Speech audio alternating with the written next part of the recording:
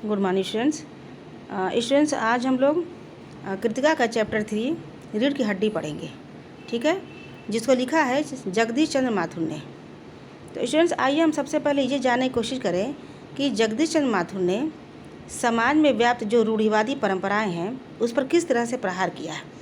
ये जो टॉपिक है वो महिलाओं पर, स्त्रियों पर हो रहे शोषण पे ये अभिव्यक्त करती है, ठीक है। तो आइए सबसे पहले हम देखते हैं कहानी की तरफ। तो सबसे पहले आप प्रसंग देखिए कि रीढ़ की हड्डी शीर्षक एकांकी में लेखक ने समाज में स्त्रियों और महिलाओं के प्रति व्याप्त जो रूढ़िवादी मानसिकता है उस पर जमकर प्रहार किया है और स्त्रियों के प्रति समाज के जो दोहरे मापदंड है उसको दर्शाया है। एकांकी के अंत में यानी आखिर में जो नाटक है उसके अंत में उमा की साहसपूर्ण बातें लेखक के दृष्टिकोण को अभिव्यक्त करती है, यानी जो लेखक का दृष्टिकोण है, जो उसकी सोच है उसको जो है अभिव्यक्त करती है। अब आइए हम कहानी की तरफ चलते हैं। कहानी यह है कि इसमें देखिए 4 पात्र हैं, मुख्य रूप से 4 पात्र हैं। एक है रामस्वरूप, ठीक है, दूसरा है उमा, तीसरा है गोपाल प्रसाद, चौथा है शंकर और पांचवा जो लड़की की माँ है प्रेमा।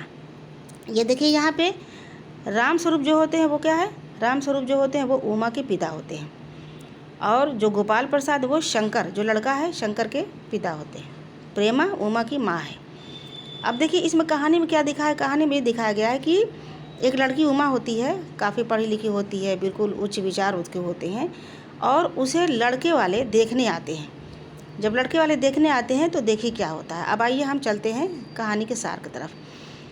तो रामस्वरूप के परिवार में एक लड़की है उमा, वो उच्च शिक्षा प्राप्त है, पर लड़के और उसके पिता की इच्छा का ख्याल करते हुए उसकी शिक्षा को छिपाया जाता है।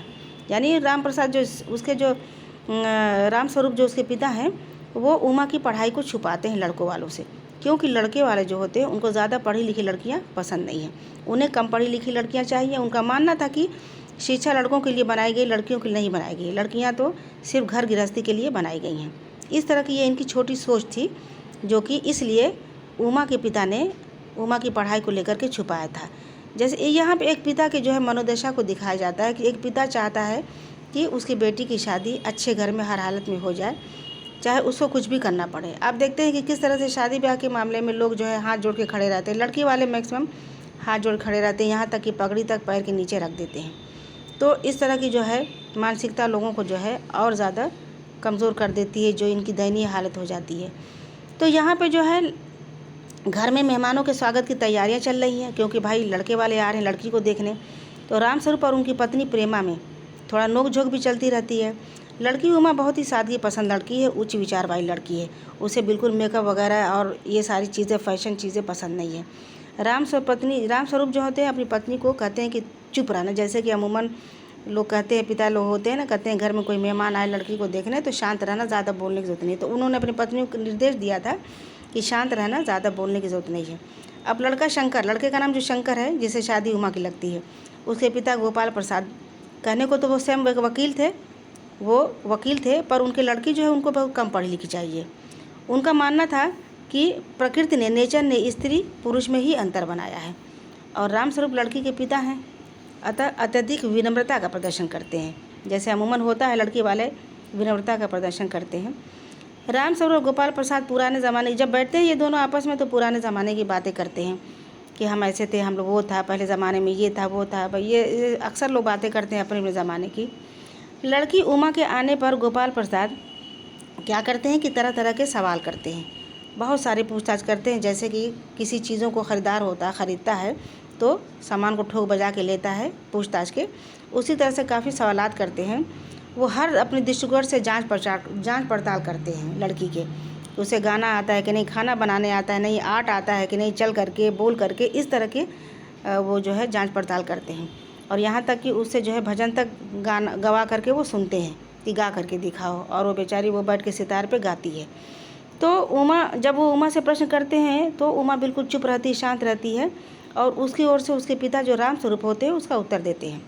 जब गोपाल प्रसाद उमा से मुँह खोलने का आग्रह करते हैं, कहते हैं कि बेटा अब तुम भी कुछ बोलो, तुम इतनी शांत हो, क्योंकि वो देखना चाहते थे कि लड़की जो है बोलती है कि नहीं बोलती है। जैसे अक्सर देखा जाता है लोग किस तरह से लड़कियों को जो है जांच पड़ताल करते हैं, उसी तरह से उन्होंने भी कहा कि बोल के दिखाओ।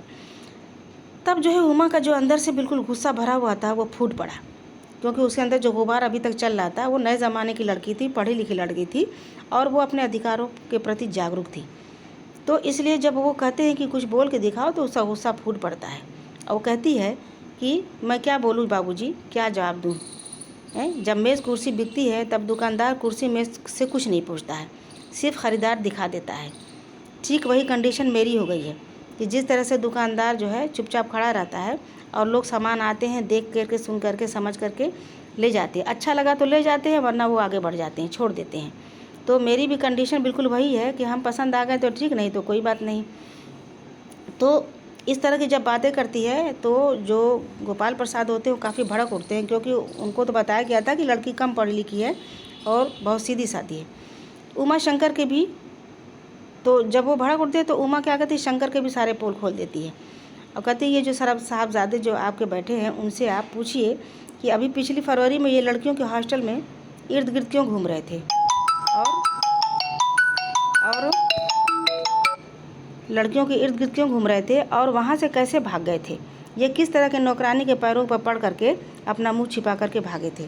तो इस तरह से जो है उन्होंने सारी पोल खोल दिया शंकर की, और यह सुनना था कि वो बाप बेटे दोनों जो है वहाँ से भाग निकले थे, क्योंकि उनका भेद जो है खुल चुका था और लड़की उनको जो है इनकार कर चुकी थी। तो इस तरह से जो उमा का जो जवाब होते, उसके संवाद होते, उसके मन में छिपी पीड़ा को उजागर करता है। ये सिर्फ उमा का मामला नहीं है, ये समाज में हर स्त्री, हर लड़की का मामला है कि उसके मन में एक पीड़ा होती है। जिस तरह से माँ बाप व्यवहार करते हैं लड़के वाले यहाँ, तो हर तरह से उनको जो है एक खरीदार की तरह से दिखाया जाता है। तो ये पीड़ा समाज में हर लड़कियों के प्रति छुपी रहती है। ठीक है, तो यहाँ पे देखिए, यहाँ पे जो है लेखक जगदीश चंद्र बासु हैं, उन्होंने समाज को एक मैसेज दिया, एक संदेश दिया है कि लड़की के भी, जो महिलाएं होती, स्त्रियां होती, उनका भी अधिकार होता है, उनको भी जीने का हक़ है, वो भी अपनी बात पूरी कर सकती हैं। इसलिए उन्हें अपने अधिकार के लिए हर हालत में लड़ना चाहिए, जिस तरह से उमा ने लड़ा।